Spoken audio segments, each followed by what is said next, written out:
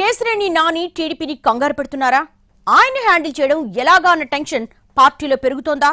TDP నుంచి hit wicket పడుతోందన్న ఆనందం కంటే ఆ వికెట్ తో తమకొచ్చే సమస్యలను తలుచుకొని వైసీపీ ముఖ్య నేతలు టెన్షన్ పడుతున్నారా? అసలు కేసినేని గురించి వైసీపీ వర్గాల్లో జరుగుతున్న చర్చ ఏంటి? ఆయన మీద ఉన్న అంచనాలేంటి? కేసినేని నాని విజయవాడ టీడీపీ ఎంపీ 2014-2019లో వరుసగా 2 సార్లు ఆ పార్టీ నుంచే గెలిచారు. కానీ రెండోసారి గెలిచిన కొద్ది రోజుల తర్వాత నుంచి పార్టీ అధిష్టానంతో ఆయనకు మధ్య గ్యాప్ పెరుగుతూ వస్తుంది.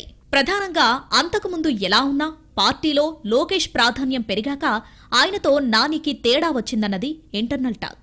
దీంతో సహజంగానే లోకేష్ నానిని పక్కన పెట్టి ఆయన సోదరుడు చిన్నీని ప్రోత్సహించారట.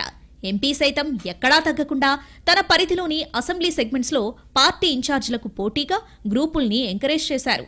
ఈ క్రమంలోనే తాజాగా తిరువూరు రా కదలిరా సభలో పాల్గొనవద్దని ఆయన్ని చంద్రబాబు ఆదేశించడం, ఆ తర్వాత జరిగిన పరిణామాలతో సైకిల్ దిగేశారు నాని. ఆయన కుమార్తె శ్వేత కూడా కార్పొరేటర్ పదవికి పార్టీకి రాజీనామా చేశారు. ఆ వెంటనే నానితో వైసీపీ నేతలు చర్చలు మొదలుపెట్టారు.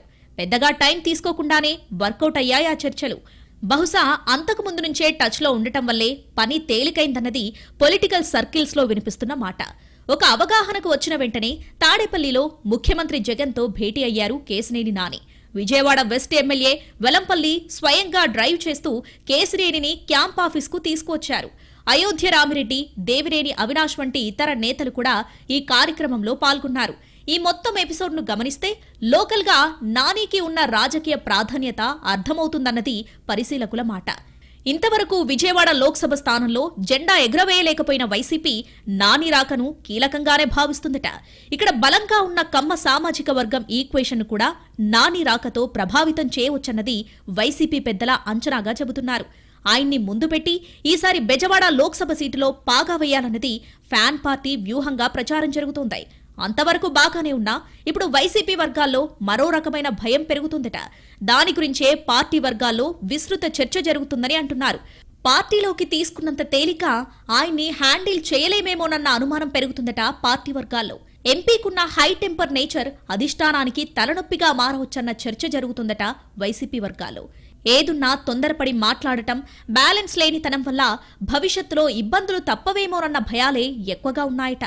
దీంతో ప్రతిపక్ష పార్టీకి చెందిన సిట్టింగ్ ఎంపీ చేరబోతున్నారన్న ఆనందం కంటే ఆయన్ని ఎలా హ్యాండిల్ చేయాలి, భవిష్యత్తులో ఇబ్బందులు వస్తే పరిస్థితేంటన్న కంగారే ఎక్కువగా ఉన్నాయంటున్నారు అధికార పార్టీ వర్గాలు. స్వతంత్ర భావాలుండి వాటిని నేరుగా వ్యక్తీకరించే వాళ్లతో కష్టమేనన్న టాక్ ఉందట పార్టీలో. ఈ క్రమంలోనే ఇప్పటికే రఘురామకృష్ణంరాజుతో ఎదురవుతున్న ఇబ్బందుల్ని గుర్తు చేసుకుంటున్నారట వైసీపీ నేతలు కొందరు. మరి కేసినేని విషయంలో పార్టీ వైఖరి ఎలా ఉంటుంది? చేరాక ఆయన తీరు మారుతుందా లేక అలాగే ఉంటుందా చూడాలంటున్నాయి రాజకీయ వర్గాలు.